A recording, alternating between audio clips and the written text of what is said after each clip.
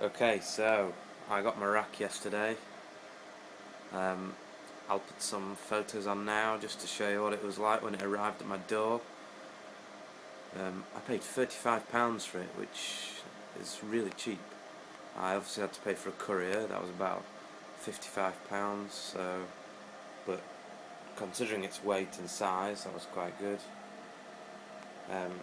Well, there's the top, and there's the top of my door, so you can see this is just a spare room which I keep the server rack in.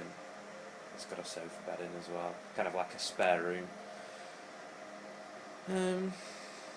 It took me about an hour and a half to disassemble it, and then another 45 minutes to reassemble it once it was all inside and cleaned. And then this morning when I got up I started putting everything in it. So let's start from the top and work down. So in the top there, I'll just grab a light. So in the top there we've got some fans, they came in it, which is quite good. And then a PowerVault 715N headless server. It's not in use, it's for sale on eBay at the moment. Snowdaemon is my eBay username, but because I'm not using it. Instigate EX2 there's my firewall and web server, so everything goes through that. Everything that comes in and out of the rack goes through that. Sorry. Then I have 2 gigabit switches. The bottom one is for IP phones, so when I've ordered a few, when they get installed they can get plugged into that, and that goes down into my phone server. Then I have a PowerShell, so I have an access point there, a PoE access point by Cisco. I'm going to put a few of them around the house because I've just bought a PoE switch which is going to go there.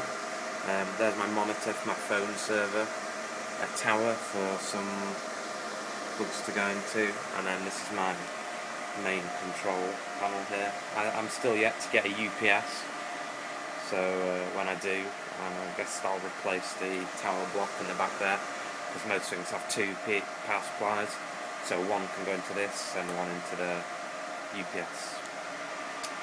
Then I have this, it's quite neat, this KVM. That's for my main domain controller, so I don't use it that much, just for sort of changing passwords, things like that. So that doesn't really come out too much.